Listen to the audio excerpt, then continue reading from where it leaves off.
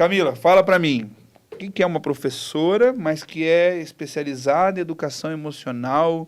O que é isso? Da onde vem isso? Me explique. Fala mais. Uma professora que tem um sentido maior, que não vai simplesmente para dar o conteúdo em sala de aula, mas que visa um desenvolvimento mais integral do aluno, né? Visando tanto o cognitivo quanto o emocional dessa criança. Porque quando a criança entra na sala, ela não entra e deixa suas emoções em casa, ela traz, ela carrega junto, né? Então, a gente cuidar desse lado é muito importante dentro da sala de aula, que é um ambiente social. Certo. Então você trabalha isso na sala de aula, mas não é todo professor que entende dessas coisas. Não, Eu não. sou do tempo que os professores, né, eram brabo. Já os nossos pais tiveram ali a palmatória e não sei o quê, e castigo. Eu já fiquei de castigo alguma vez. Se você já ficou de castigo, depois comenta aí qual foi o castigo que você pegou. Que eu já peguei vários, viu? Só não peguei palmatória, essas coisas que já tinha mudado. Mas qual é a importância dessa educação emocional dentro da sala de aula e como que dá para colocar isso em prática, assim, mesmo que... Porque se na sala de aula é importante, em casa também é. E aí? Como é que faz para mudar esse jogo das emoções assim? Então, na verdade, como você disse, não são todos os profissionais que visam essa educação que cuida do emocional das crianças, que é realmente importante. Apesar de já ser previsto pela BNCC, né, algo que os professores deveriam ter como obrigação na escola, nem sempre acontece. Por quê? Porque a gente carrega uma tradição, né, de ser aquele professor mais autoritário, que manda na sala de aula, mas isso não agrega em nada no aluno, não ensina nada. Por quê? Porque visa somente aquele comportamento da criança. Como você disse ali, né, essa questão da palmatória. O que vai ensinar para a criança, né? A criança ser castigada. O que ensina? Sim. Né? Você está simplesmente punindo o erro dela. Então, já a educação emocional, o que ela visa? Visa cuidar do emocional dessa criança. Visa ter um olhar, né, de ajuda. A escola, ela nunca vai ser um serviço ali de psicólogo, não substitui.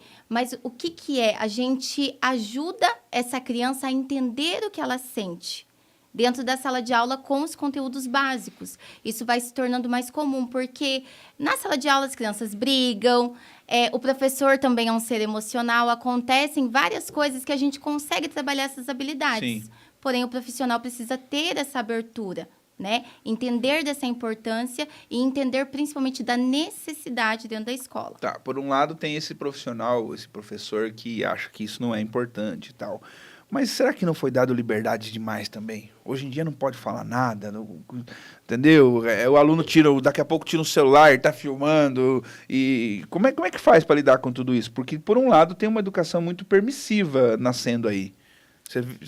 O que você pensa disso? Isso acontece também, né? Eu vejo que, tanto em casa quanto na escola, a gente tem dois extremos, né? Ou famílias e professores e escolas que são muito rígidas, que a criança não tem vez e nem voz, ou, por outro lado, essa permissividade também desenfreada, que isso também não ajuda em nada, né? A criança, quando ela tem muita liberdade, ela também se sente muito frágil, porque ela se sente insegura num ambiente incerto. Então, isso também não ajuda em nada. Então, o que seria o certo, né? Mediar essa criança de modo que a gente vai ajudando ela nessa trajetória. Sendo o cérebro maduro da relação, porque nós, como adultos, dentro da sala de aula, ou eu, enquanto mãe em casa, eu sou o cérebro maduro, eu não posso exigir isso de uma criança. Porém, com essa transmissão, né, você conseguindo também ajudar essa criança a entender as suas emoções. Certo. Me fala uma coisa. É bonitinho, ok, mas como é que você chegou nessa história de educação emocional aí? Não era o teu sonho? Não, eu tenho que confessar para você que há anos atrás eu fui talvez a professora tradicional. Ou, por outro lado, a permissiva em alguns momentos. Sabe quando me convém, né? Quando me convinha, eu era a professora boazinha. Mas quando eu talvez não estava tão bem, eu era aquela professora mais tradicional, mais autoritária. Na pandemia, né, tudo veio à tona, a gente fica preso dentro de casa e começa a perceber os problemas da vida.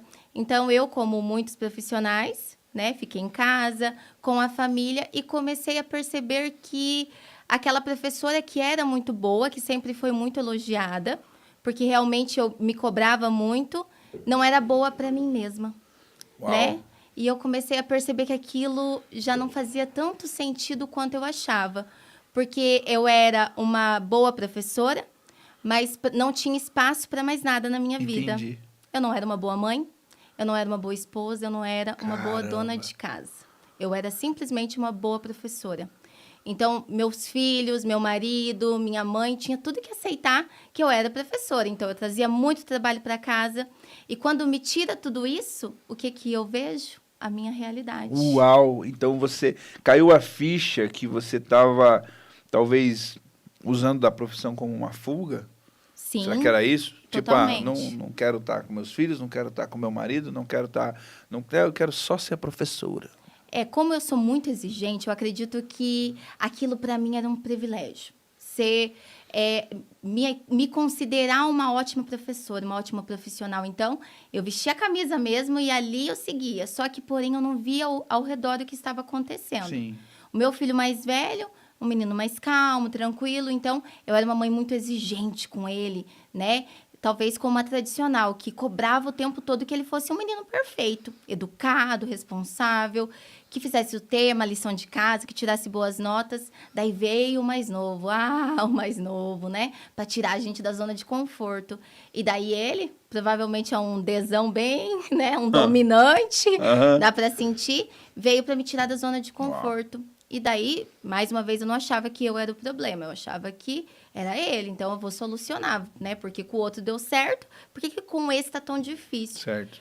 E quanto mais eu procurava respostas para entender ele, eu via que eu precisava entender a mim mesma. Uau! Era sobre mim, nunca era sobre Foi aí ele. que você chorou embaixo do pé de manga? Como é que é a história da menina que chorava? A professora que chorava embaixo do pé de manga? Como é que é? Me conta essa aí. Não, essa história é de quando eu estava bem no início de carreira ainda, né? Que eu não sabia lidar com as emoções das crianças, muito menos com as minhas emoções.